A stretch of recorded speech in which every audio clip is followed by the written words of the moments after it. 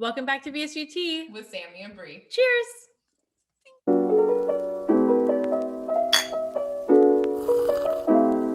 Oh my goodness, we're so excited today, you guys. We have the infamous Dr. Dovec with us today at VSGTea. Not in our studio, but via Zoom, and we're so excited to have you on. Oh, I cannot wait. You guys are so fun. I am a longtime follower, first-time guest, and we have a lot to go over. We are going to have some fun for sure.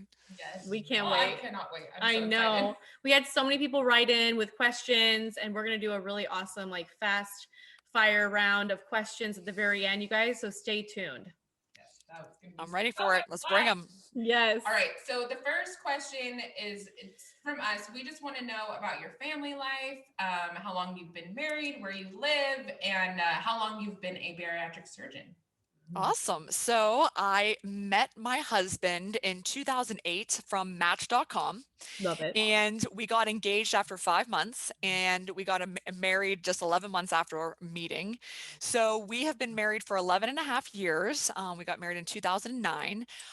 We have 3 kids, Adrian, who's 5, Evan, who is 3, aka the dude, and Liv, who is 2, and she's crazy. So we have for 2 months of the year, 3 kids the same 1 year apart. So we had 3 kids under 3. We had a 2-year-old, a 1-year-old, and a newborn for a couple months before my daughter turned the next year. So it's crazy. I woman. Oh yeah, that's me. All right. Well, I have a lot of help. My husband is a huge help. We have untraditional swapped roles. So he does a lot of the house stuff, and he takes care of the kids a lot. And it's, I can't do it without him, obviously. Oh, that's And awesome.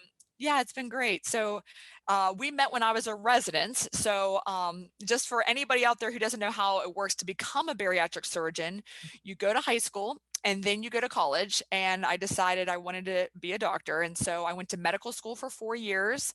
And then I went on and did a general surgery residency. And then finally, after 5 years of that, I did a 1-year bariatric surgery fellowship. So it takes 14 years after high school to be a bariatric surgeon. So yeah, it's a lot to be able to do this. Oh my gosh, and I'm glad that we're talking about this because I did not know. No. Yeah, that's brilliant. That's good for you. It's long. It's long. I gave up my whole 20s for this, but it is so worth it. And I've always loved nutrition. I am actually a nutrition major, so I'm a nutritionist, but I'm not a registered dietitian. There's a difference. You have to do an internship for 1 year to get your RD. So I'm a nutritionist, but not an RD. And then I went on and I did this bariatric thing. So I have been, to answer your original question, I have been a bariatric surgeon on my own after training for 8 years. So I started my job here in Baltimore, Maryland in 2013. And I have been at my first big girl job ever since. So this is the only thing I've known on my own. Wow. What made you want to what made you want to be a bariatric surgeon? So my moment, just like I always ask every single patient that comes in, I say, why do you want surgery? Like, why now? Why are you here? What was your breaking point? And I'm sure you guys have, your stories, you've shared them so bravely, and you know that moment. Well, for surgery, normally you're doing this general surgery, you're doing a little bit of breast surgery, trauma surgery, vascular surgery, general surgery, like all these different types. And when I was a med student, we had a half day on the surgery rotation with a bariatric surgeon. And there was this office visit, and it was the very first person I walked into. And the patient was like, it was in West Virginia, is where I did my medical school. And it was this Southern guy, and he's like, thanks, doc, I'm down 150 pounds. I'm no longer a diabetic. And I don't know. It was just like in that moment, like instantaneously, I never was the same after that. Every single thing was obsessed with that, which is super unusual because most people, like I said, really take a lot of time to think of it. So it was just, I just knew it. I don't know. It's just like, maybe it's very spiritual, but I just felt like I was put on this earth to do this and to make a meaningful dent in this epidemic. And I feel like because of people like you, and we're teaming together and we're normalizing this and popularizing this, which was the whole point of our Reveal extravaganza this past December, I think we're doing it. And I think that we all have so like a lot of work to do in that, and that's why I'm here, and that's why I love it. I love that. You're doing a great job. Thank you. Yeah, absolutely. So how many surgeries have you done, and have any been unsuccessful? So I have done 3,800 surgeries on my own since 2013. Wow. I don't know if you knew this, but our practice is one of the top 3 busiest bariatric programs in the United States. We do upwards of 1,500 surgeries a year, and I do over 600 of those myself. So we're super busy, and I've seen all types, I've done all sizes. The highest weight I often get asked, I did someone who weighed 850 pounds. Wow. Um, and of course, everyone knows that it goes from anywhere from a BMI of 35, which can be, if you're on the shorter side, can be, in Wonderland already when I start with you, Right. all the way up to, 1,000 pounds we could do. Like I said, I have not done that high. So have any of the surgeries been unsuccessful? Yes. Yes, they have. And it depends on how you define success. If you want to look at it from a weight loss standpoint, there's absolutely times where patients don't either achieve the goals that they wanted, or they do, and then they experience either a plateau or some weight regain. And that's a struggle, I think, every human being, whether you had surgery or not, it's going to be an ongoing struggle. Like, everybody has to deal with their weight and making good choices, and but there's so much more to it than that. So there's been that, and yes, I've had complications, and I always tell my patients when a complication happens that, I mean, this sucks. It sucks. It sucks if that happens. But all I can tell you is that I'm sorry this happened to you, and I will do everything in my power to get you through this, and you will heal, and we will make sure of that. But it can be tough. It can be tough roads. It's not all roses and butterflies by any means. Right. But I think you just need to be honest with that. But thank God that is the minority. And we have a lot of like very important quality assurance checks. We participate in this big, huge national collaborative where we all look at our data and we build quality improvement projects based on our own outcomes. And we're held accountable to those by even insurances.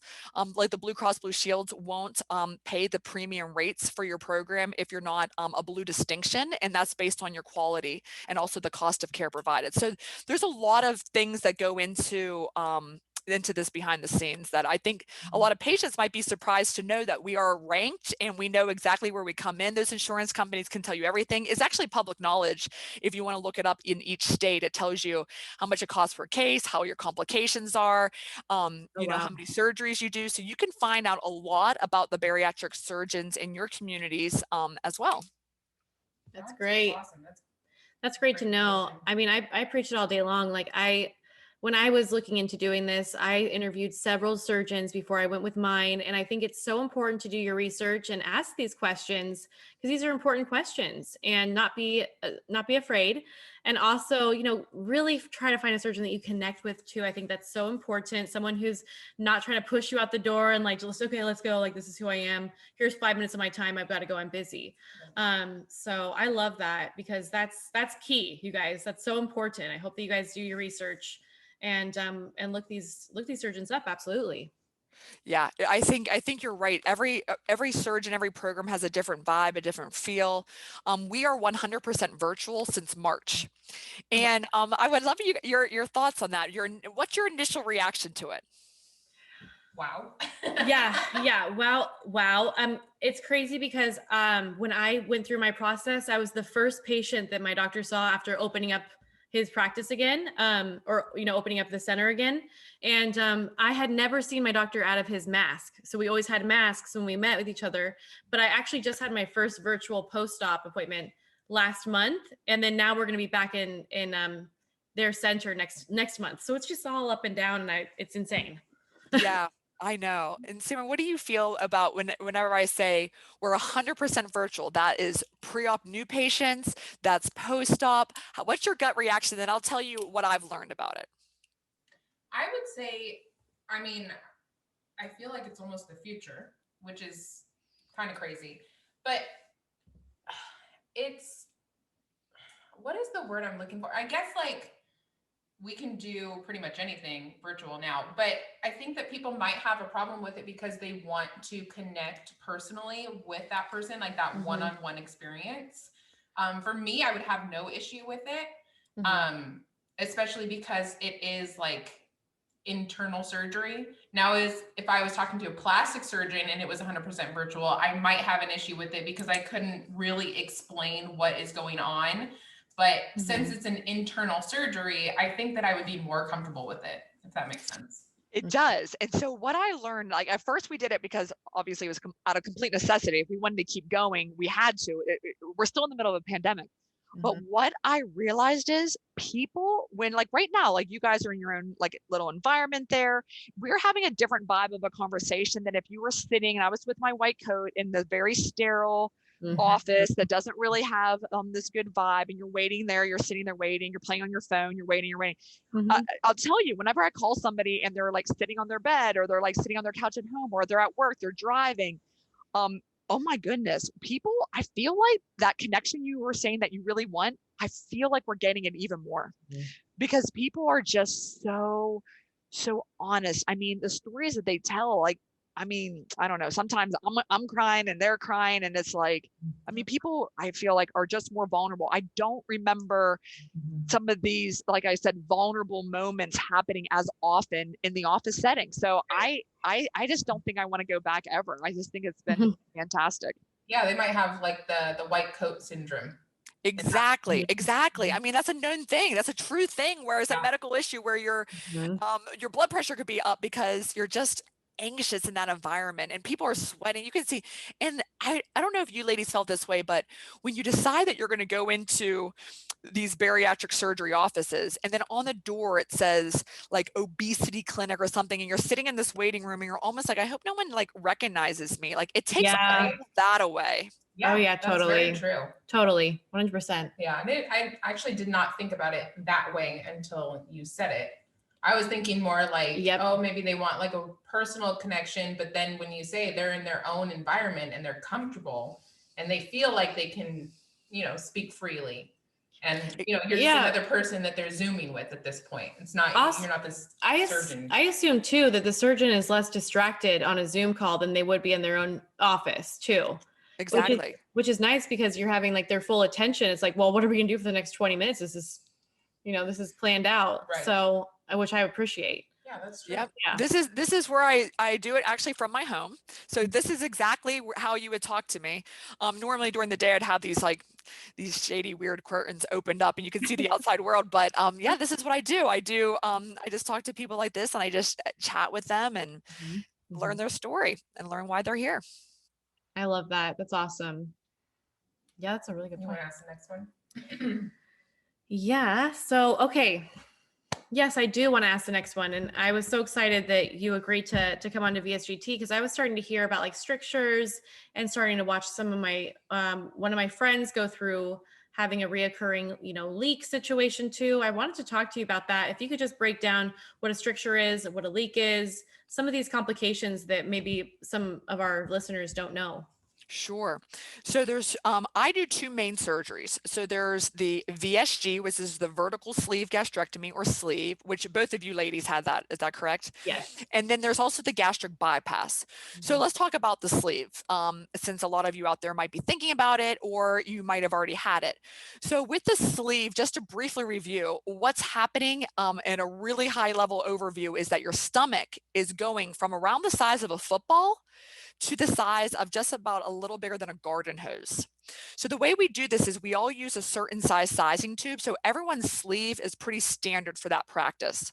And then we use a device that staples, seals, and separates off about 80% of your stomach that I completely remove by making very small incisions and pulling it out so that all you're left with is a new sleeve stomach. There's no sleeve device. It just means your stomach is a sleeve or a sliver of what it once was. That's a big misconception as to like, is there a piece of plastic on my stomach? Like, no, there's not. So with the sleeve, I use a 36 French sizing tube. So when I'm doing it, if I am hugging it too tight, that hopefully prevents me from making it too big for optimal weight loss, but also too tight. So a stricture is if I made it too tight or too narrowed. So sometimes when you're trying to make the sleeve, it's almost like you're making it like a Nike swoosh. So when you're making that bend around the swoosh, you can make it a little narrow there. It's called the angularis incisura. But it's just around the first staple line and the second one, you can make it a little bit narrow. So there could be a stricture. And the treatment of that is you can have endoscopic techniques by either your surgeon or a GI doctor that can go in and try to stretch that area with balloon dilators. Or if the stricture is far enough down, you could have a gastric bypass where you cut above the stricture and then you connect the small intestine. So you kind of reroute things so that the food and drink doesn't have to go past that area of narrowing. The other one is a leak, and a leak is the most devastating issue that could happen after a sleeve because of the sleeve. And what happens there is you're going to have a staple line along the outside of the sleeve. And so if that's not completely airtight sealed, you could have things that are supposed to be in the dirty area of the GI tract that will ultimately go from food and become stool. You're having that leaking into the environment. So even if it's a small pinpoint hole, that can wreak a lot of havoc. It can cause free air, it can cause things to go into the abdomen. It could be like a focal abscess, or it can even be widespread contamination that will require surgical washout, drainage, and it can be tough. Sleeve leaks are very tough to heal. There are some endoscopic techniques as well where you can go in endoscopically and try to suture it, put a stent. It all sounds so simple, but it's not, because of the nature of the sleeve creates kind of a high pressure, so that puts it under pressure and makes sometimes those areas very challenging to heal. So there's a lot of innovation and thoughts around sleeve leaks. So I'm so sorry for your friend who's struggling with that. But like I said earlier, complications do happen, and I'm sure she'll get through it. It's just going to be a tough road. But I always say when someone has a complication, they will never take their surgery for granted. They will be the most successful people because they're struggling so much now. It just, when the going is good, it just makes you realize how hard you have fought to get to that point. The joy is in the climb. And so sometimes when it's a really tough one and you get to the top, boy, the summit is amazing. So Godspeed to her, seriously. Oh, that's awesome. I'm so going to share that with her. That's really encouraging. Yeah, it is. Yeah, it's so true. It's like you're going through all of this. Oh my gosh. Yeah. Well, I mean, speaking of complications, I just want to know personally, this isn't even on our list. Have you had anyone had beriberi before? Yes, I have. And I actually had, so that is a vitamin B1 deficiency, thiamine deficiency. And I've had patients who've had that. It's typically more common with some of the more malabsorptive type procedures like the gastric bypass, a duodenal switch. But I actually had a patient who had a gastric bypass who had it, and she told me that you did. I did not know that you were extremely, her name is Brianna, bypass Brianna actually on Instagram, and that you really, I don't think you realized by sharing your struggles with her, she told me that it just made her feel so much better. This was months ago. You might not even remember this, but you shared your story with her and you got her through it. She felt very alone. It happens, and you need IV thiamine to really pull yourself up. How was that for you? Oh, it was awful. They didn't know that I had that up in, like, it was a solid 2 months that it took them to figure it out. So I was almost wheelchair bound by that point because I lost feeling completely from the waist down. And so once they finally figured it out, I was getting shots twice a week for about 6 to 8 weeks, I think. It was kind of a blur back then, because it can cause memory loss. So I was having like moments where someone would tell me in the morning something and I completely forget it at night. So looking back, it's very blurry. But yeah, it was terrifying. I didn't lose any eyesight. I did have to go in for ultrasounds on my heart and all of that stuff to just make sure that everything was okay. And I eventually did get my feeling back. There's some spots like on my calves that I can't feel. But yeah, for the most part, it was scary stuff. Wow. Now, were you taking your multivitamin that contained thiamine? No, nope. That's interesting. And were you did you know about it, or did they not stress it enough to you? I did not know pretty much anything. So Bre is known as the queen of preparation, and I am the queen of not preparing myself at all for surgery. Okay. So Okay. I went into it very blind. My mom had gastric bypass in 2002. So I was just like, yeah, whatever. My mom had surgery. I'm fine. Like, I don't need to do research. I didn't know about the community. So I didn't know hardly anything. Right. I didn't know how important vitamins were or anything like that. So afterwards, I had a really hard time with the liquid stage and even introducing soft foods. I felt like everything was burning on the way down. And he was like, oh yeah, it's normal. By the way, my surgeon was retiring. So that was like, he just really Checked kind of out. wrote me off, so to speak. So that's when I got sick, and I started with a kidney stone. And because I was not eating or drinking hardly anything, that's what caused the kidney stone. So I had two of them. And the second one ended me up in the hospital, and the hospital only gave me one bag of IV fluids. And looking back, I should have stayed there until they flushed that sucker out, because then it would have never happened. But I mean, you live and you learn. And honestly, like you said, it's probably my biggest blessing, because I don't think that I would have taken this surgery as serious. And I don't think that I would look back and appreciate my journey as much if I didn't go through that. Right. And talking to people and teaching people and having this opportunity presented to myself, I just don't think that it would lead me to where I am. So everyone always is like, do you regret having surgery because you had so many complications? I'm like, absolutely not. I would do it all again. I would relive it, hair loss, everything, because I know what the other side has brought me. So, wow. Yeah. That is a story. But I mean, like I said, you both are now like on this mission to, I mean, share your amazing stories. But man, I mean, I love the fact that you're putting it all out there. I mean, this can happen if you don't prepare like somebody else in the room, and you know, it can be really frightening. So yeah, thank you for educating everyone and highlighting that. Yeah, it's so important. I mean, that's why we did this, was educating the community and sharing our struggles and sharing our the good, bad, and the ugly and everything. So exactly, because everyone's Googling and they're like, what's this burning? Like, what is this me? Everyone else is like taking all these like Instagram highlighted moments, and it's like, well, it's not all what you guys see there, the filtered paradise. No, it's not all just before and after pictures. That's right. I know it's not. That's the biggest. I mean, of course, we love to share those journeys, but I mean, it's the nitty gritty, it's the in between, it's the everyday what happens that we feel is the most important to share with people. I agree. I couldn't agree more. Yeah. Well, you do a great job of it too. I mean, you are like a social media maven yourself. And yes, like we learned so much from you, and just like, you're probably like the most active surgeon in the community, in our community. And I just give you props for that, because you're doing XYZ, you're super mom, you're a wife, you're just amazing. And then you have time at the end of the day or whenever you do to jump onto social media. And it's huge. It's amazing.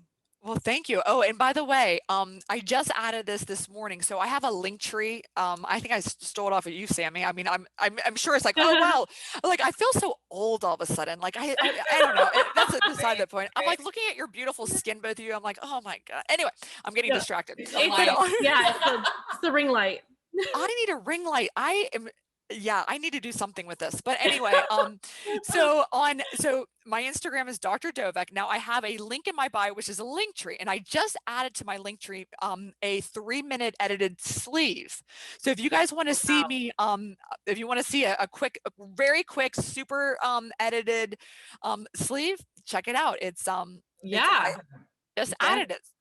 So that it's, something. So if you were wondering what it's really like, you can see. I think people are like, oh, I don't want to see that's going to be gross, but I think people would be shocked to know that it's so bloodless. It's so, I don't know. We talk about all kinds of things when I'm operating. It's not really like you're not so fixated. It's just muscle memory. You just do the same thing over and over again. So when you see it, like, oh, that is interesting. It's pretty straightforward. That's awesome. I love that. So the last question that we have before we get into the 60-second Mythbuster is how to handle conflicting advice from different doctors and when to trust your own opinion. I know, because I have a million that are probably come up in the Mythbusters. So Oh gosh, I of course think that every single thing I say is correct. So I guess Throw it's, that out there. sometimes Yeah. I even see others, I disagree. You're right. I disagree with other surgeons and you're hearing different things. Like, for example, we could go on, but like the diet progression, like what do you do before surgery and make the patients do? We only make them do 2 days of clear liquids. Other programs make them do weeks and weeks of liquids or, Right. different things. Right. The diet for after surgery differs. The multivitamin and calcium citrate types differ. Mhm. There's a lot of little things. The root of it is a similar. It should be pretty similar. I mean, if you want to know, like, what kind of diet do you have after surgery? It should be you don't skip meals. You eat breakfast, lunch, and dinner. You eat high protein. You eat protein at every meal if possible. You try to avoid snacking, picking, grazing, nibbling. You try to avoid the trifecta of doom, which is pretzels, popcorn, and chips. And you definitely try to Oh, avoid drinking things with sugar like sodas, fruit juices, and all of that. So yeah, like if you're going to do a snack just like that, there's a wonderful high protein shake that you got going on there. And hopefully you like yeah. the flavor of it and you're not gagging it down, because otherwise don't do it if you don't like it, because you're never going to stick with it for the long term. Right. Exactly. So, the diet's always going to differ. Everybody's an expert in the field of weight loss. We know that. It doesn't matter what their credentials are. Right. Um, but I think you should, listen for the most part, hopefully, to your program. You trust them, to do the surgery. But then, I don't know, I think you can kind of pick and choose some other things that I believe social media does have some great stuff on there. I have learned Right. from a lot of influencers, different things, to tips and tricks. So just do your homework, do your education, and you'll decide what's the best plan for you.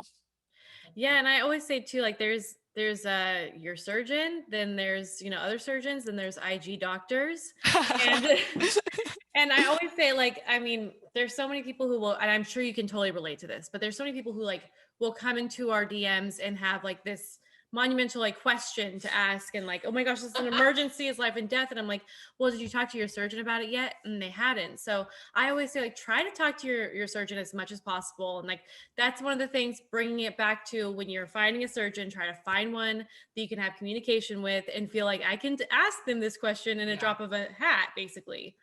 Oh So, yeah. I mean, I personally respond to all my own DMs. So wow. I know I'm not supposed to be publicly saying like, oh, I medical advice. If it's something major, it's like I'll call you, we'll discuss this whenever. But Mhm. for the most part, like some people just need like a little quick reassurance. And I feel like if I see it, I can just write you back very quickly. And I do think that that's why we're so popular and why we're busy, because it's just that little personal touch that didn't take me much time, but it put your mind at ease. And I think hopefully most surgeons or programs have that sort of kind of availability, because you do need that. You need a lot of touch points. I'm starting to see that that's not the case. Like, I see it's not even half the case in a lot of the things that I've seen to this point. And so that's why I'm like, we'll try to find it so that it works for you. And if that's important to you, absolutely go with it, Right. which it should I be wish I would've important. had that. I know, 100%.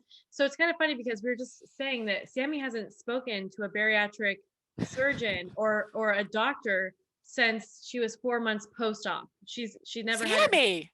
I know. Mm-hmm. So this is her I know, her because post-op. so mine retired, right? Mm. And then I saw his PA, and then that was it.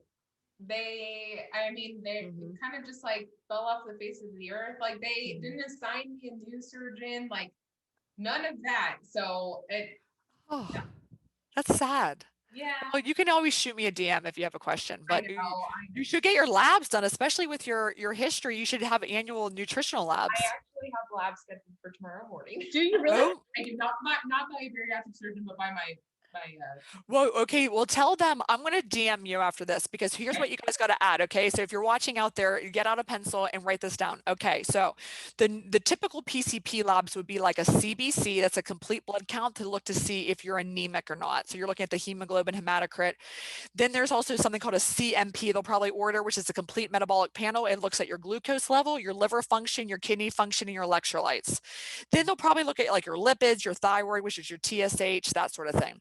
Now, the nutritional labs, you need to know your vitamin B1, Yeah. that's thiamine. You need to know B12, vitamin D, PTH, which is a way of looking at your calcium level indirectly, your prealbumin, which is a way of looking at your protein levels, and I'm probably forgetting some on the fly, but you need to know those at minimum, in addition to those other kind of standard labs. Most PCPs will never order those things, especially with your history. You got to throw in the extra nutritional ones. I'll put it in writing so that you can ask them just while you're putting your arm out to just get a couple more vials, and that's all you have to do. Yeah, which is, it's interesting that you say that a PCP would not order that, which is why they did not find that I had beriberi. Exactly. Because they didn't order those labs, even in the hospital. So the way that it was not caught was Kaiser doesn't really communicate with their other branches. So I went to the Kaiser that was just like a normal hospital, that they had no bariatric surgeon, nothing. Mine was up in LA, so which was like 30 minutes away. So, and they did not communicate with each other. So I was just getting help from PCPs and regular doctors that were, you know, emergency room doctors and all of that good stuff. So that's so interesting to me that you said that, because it just like hit the nail on the head. Like, of course that they didn't know that, because I know. If someone comes in with intractable nausea, we immediately think it's B1. And then if they have weakness of any sort, immediately B1. Like, so it's very important that if you're having an issue, if you're listening out there, you're having any issue, you go to somebody that does, I do 2 surgeries all day, every day. I mean, this is all I do. All I think about, any weakness is going to be that you stubbed your toe. And I'm like, is it thiamine deficiency? Like, I mean, that's just how my brain is thinking in all moments of these potentials. Yeah. So I'm going to send you the list of labs, because it's super important that you get them. That's amazing. Yeah. I know. And one question I just do have, that I'm just thinking of that you say that, every time that I do post that I had beriberi and I experienced numbness and everything like that, I do get a ton of messages saying I'm experiencing numbness. Is that something that's normal after bariatric surgery, or do they need to get labs done? They need to get labs done. It could be B1 or it could be B12. And so this is another little fun fact that a lot of people don't know, like PCPs and other healthcare providers. You're like, well, they're a doctor. Why don't they know? Again, it's not their specialty. So B12 will say normal is like, the lab is normal if it's like 232 to like 1200. But we have realized that you're going to be symptomatic vitamin B12 deficiency if you're post-bariatric surgery and your value is less than 500.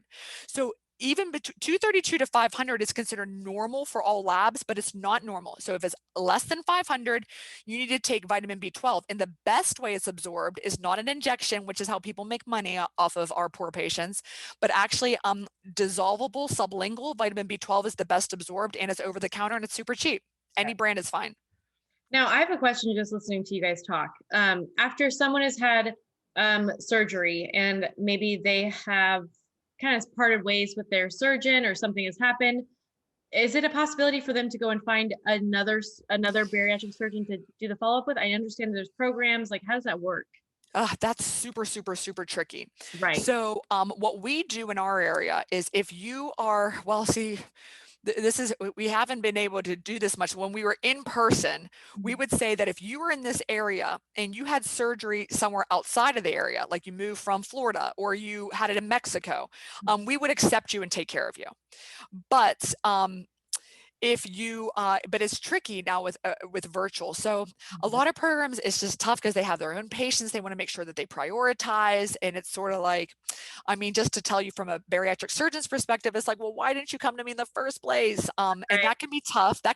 But like Sammi said, I mean, maybe your surgeon retired, or maybe you didn't like them, or like, again, you moved or something like that. So life happens. So hopefully a surgeon in your area will open up the doors to you. I know that sometimes, you know, I don't open up the doors like to everybody, because I would be overwhelmed with the follow-ups and stuff, and it would be, I know I would be, it would be very, very overwhelming. So it's super hard though, because you talk to people online and they're like, please, please, especially because I do medical weight loss too, where I prescribe weight loss medications. And so a lot of patients want to have that, and I do that virtually, but only for our own patients, which is tough. It's tough.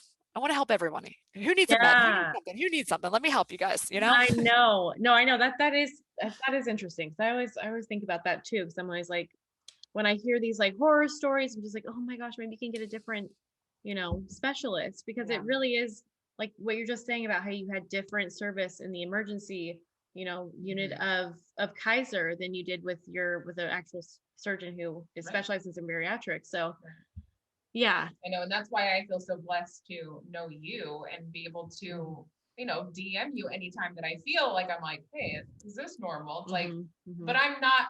I'm lucky. It's not everybody has that. So, Yeah. It's sad. Yeah, it's a It thing. is sad. Yeah. It is sad. Well, if they know me, then I guess they could be lucky because they can DM me too. Like, I don't mind. Everyone Yeah, that knows exactly. is lucky. Uh, All Let me right. get an explosion. I mean, what is this? Okay. All right. Misconception Yes. time. I'm ready. Rapid fire. So I'm supposed to say one word answers. Yes, no? Yeah, just yes or Well, no. Maybe a well, little bit extra. Brief. you You have want a me to keep minute. it brief? Yeah, you have a minute, and I'm going to put a timer, but like, don't worry if we go over. It's okay. Okay. Okay. Yes, I think that this is just great because we can go into like detail, whatever it is. Okay. Okay. So First one. Ready? Yes. Does carbonation really hurt the stomach? So carbonation can, I would say in the beginning, it will hurt. It will feel like if you drink it in that little new stomach that you're just trying to get used to, whether you have the sleeve or the bypass or whatever, you're going to be in so much pain. You're never going to do it again. Like, it's going to give you feelings of like having a heart attack. Now, I actually, unlike most, if you polled all bariatric surgeons, I will say that after time, if you drink some carbonation, I do not believe it stretches the stomach. I don't believe that. But if you ask a lot of surgeons, they will say that they believe it does. If that carbonation has regular soda attached to it, then you're going to gain weight from that. It's not the carbonation stretching things out. But yeah, I think it's okay with time. But if it hurts, don't even think about doing it though. And a lot of people let things go flat and then they'll consume them if they just need that little bit of that feeling that carbonation gives you. Yeah. Oh my gosh, you have 3 seconds to spare.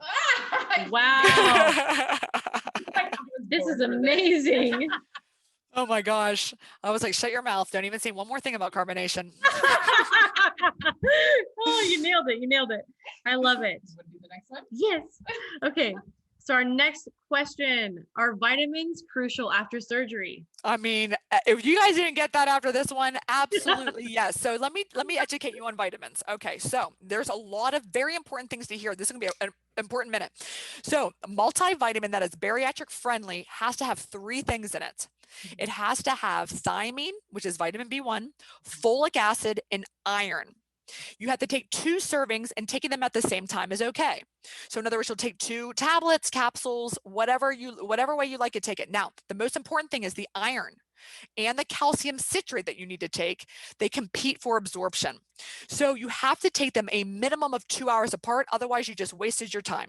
So a sample day will be, you have to take 3 servings of calcium citrate, and you have to separate them by at least 2 hours. And then you take 2 servings, same time multivitamin. So calcium citrate, 1 of 3, wait at least 2 hours.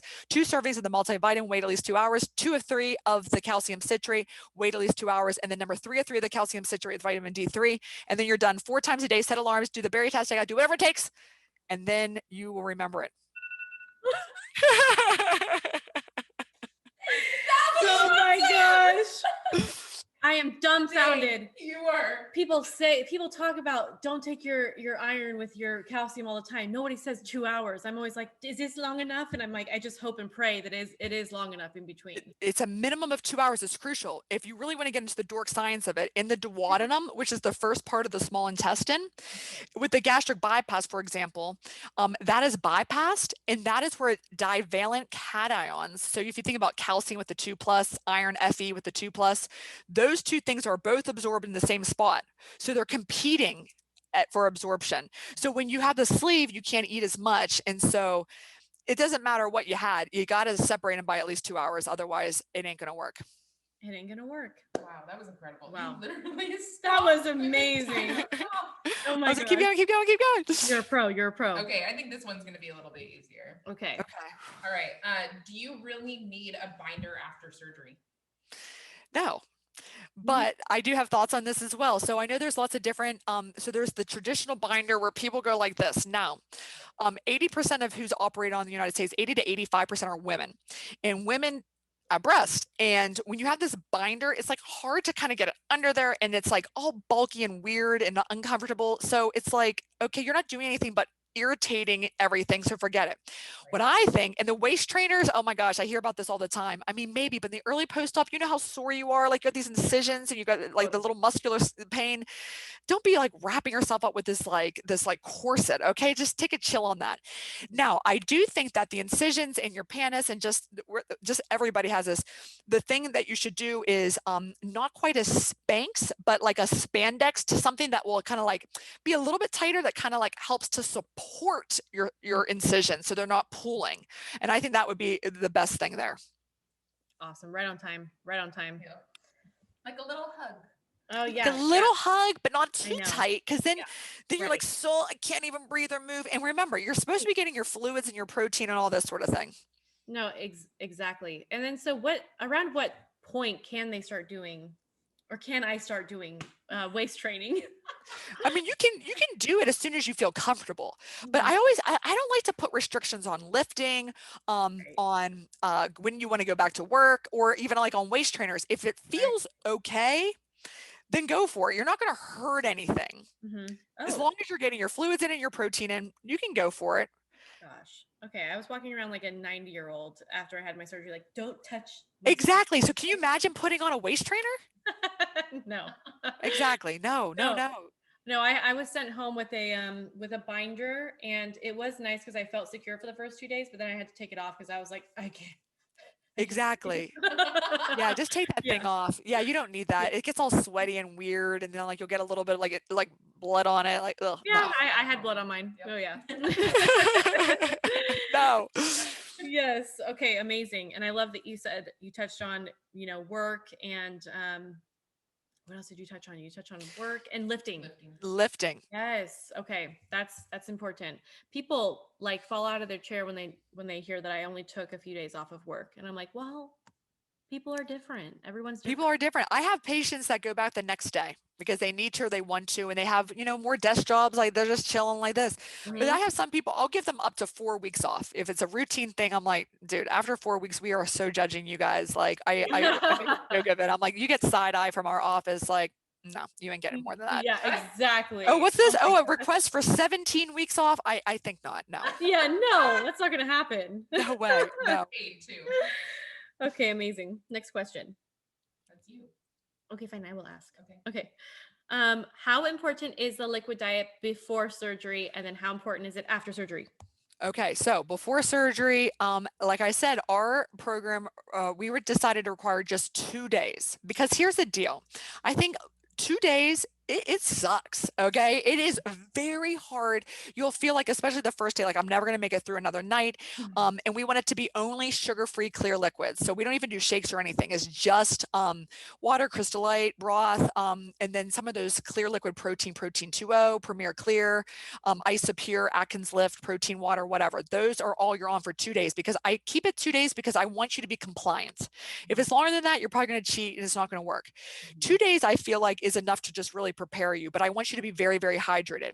After surgery, we do 1 week of full liquids, 1 week of pureed, 2 weeks of soft food.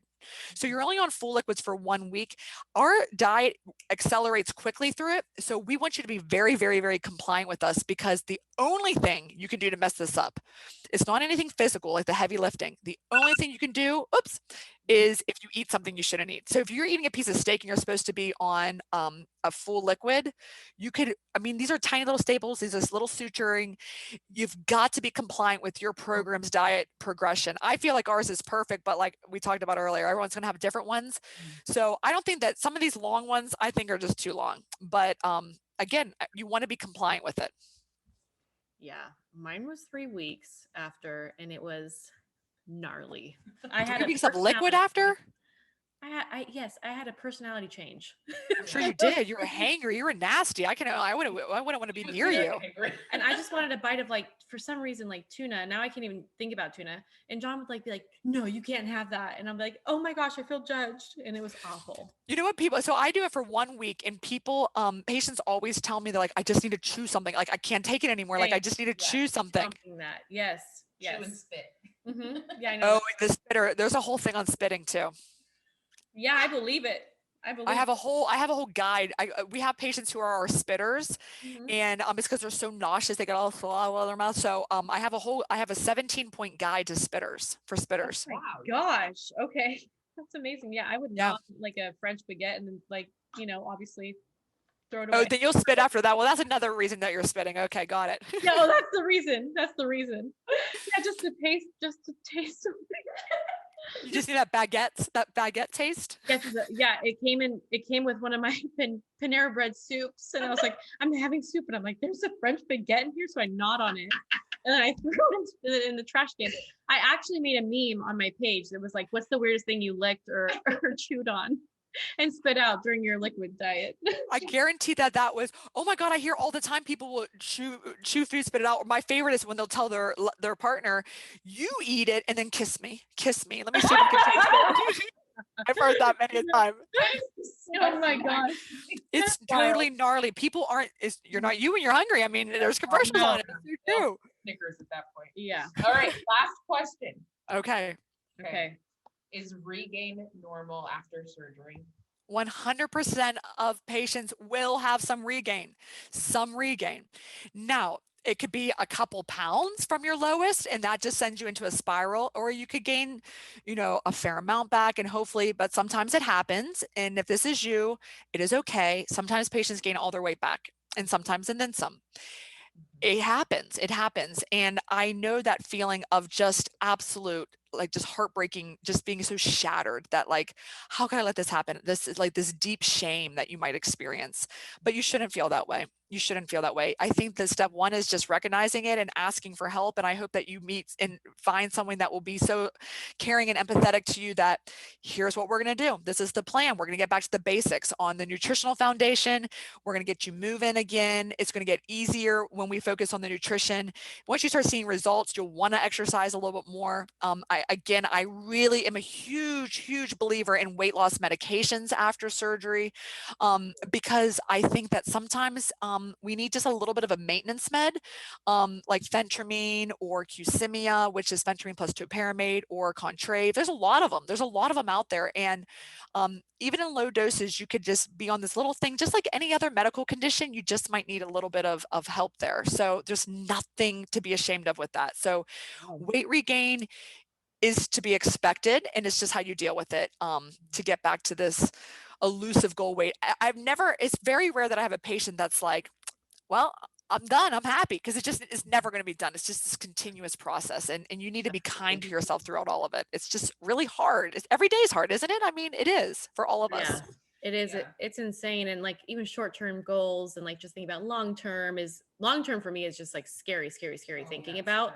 Now, there's a ton of on the Facebook groups. I try to stay away from the Facebook groups. It's a very different community than the Instagram group. Sorry, don't judge me. Don't at me. I get you. I got you. Yeah, don't at me. But I want to talk about. I see a lot on there about the sleeve reset. Do you know anything? Like, what can you tell us about the sleeve reset? Okay, my personal thoughts on it is it's bogus. Okay, so the thing is, if you go back to, I'm going to go back to clear liquids only.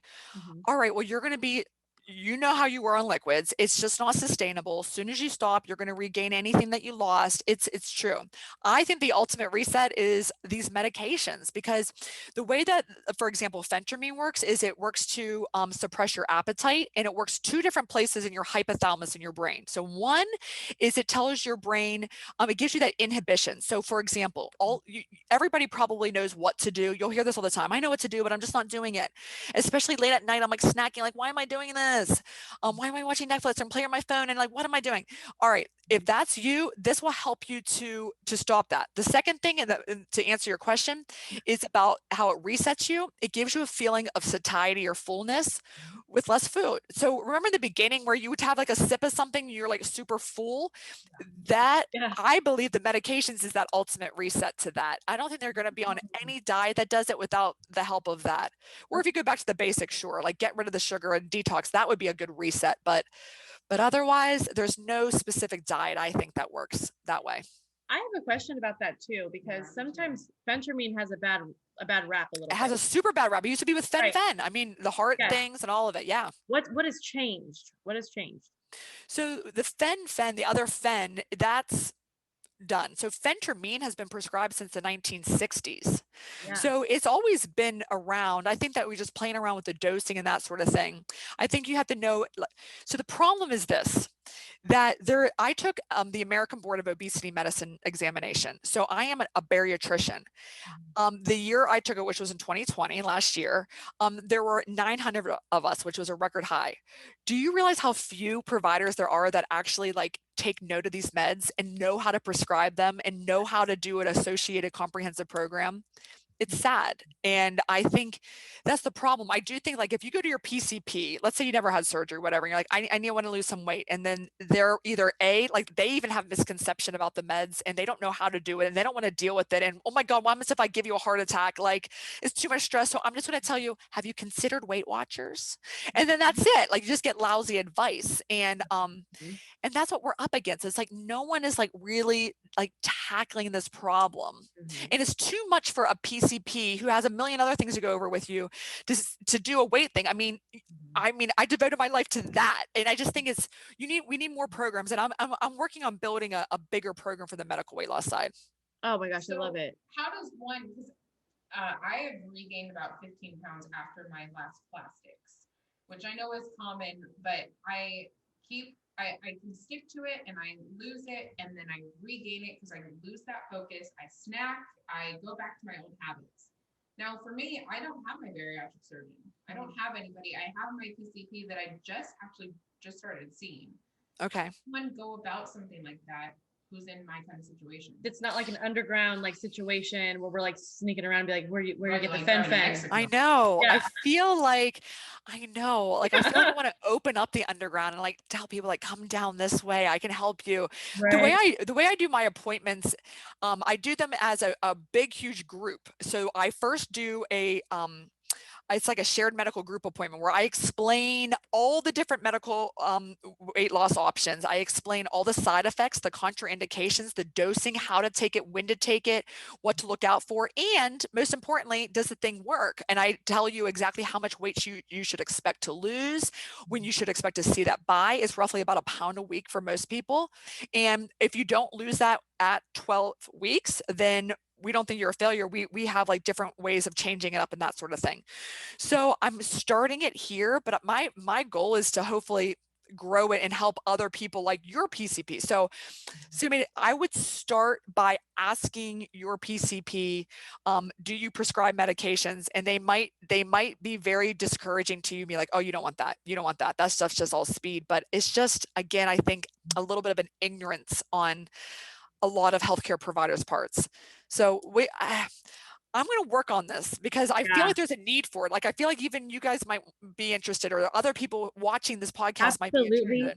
This is a huge highlight to anything that we've been talking about lately, and we would love to do a follow-up with you as well, because this is very important information. I have actually tried it before. I would very much compare it similarly to my Adderall prescription, and I'm not sure if you saw my nervous breakdown last Thursday, but my Adderall was starting to hit me differently since I was losing weight. I'm finally on a new dosage this morning that is better for my weight class, if you will. But yeah, so I would kind of like to know too, like what if someone is taking something like Adderall and then they're also including this? Is that a no-no? No, that's okay, but it's all in the dosing and things like that. And so there's a lot of playing around with it. Now, if that was something that was like, whoa, that's too additive, or that's not playing with me right, I'm not sleeping at all, that can be a common side effect, because this is mimicking your sympathetic nervous system. So if you think about it, if you're in the woods and you're being chased by a bear, you're like on full alert. And so you do very low dose of this, but but it can also have some side effects like insomnia, dry mouth, but it's going to suppress your appetite, because when you're running for your life, you're not like, is there a McDonald's nearby? No, you're just like running, you're just like going for it. So, so I do allow patients to be on Adderall and low dose phentermine, yes. But if you didn't want to go there, there's something else called Contrave, which is really promising, and there's some injectables that are like Saxenda and Ozempic. You might see the commercials for those. Those are fantastic, especially if you have some insulin resistance issues like diabetes. They both help with that, and they also help with weight loss. This is amazing. Oh my gosh. Well, we want to talk to you more about this, and maybe as you're developing this program, like just keep us keep in touch with us and reach out when you Sure. want to talk about this more, because I think that this is very vital, because we have a lot of post-oppers who follow us, and a lot of pre-uppers who are most concerned and scared for the fear of regain. And the maintenance. So the maintenance stage is something that we need to talk about more. Yeah. Definitely. And I think, what's crazy?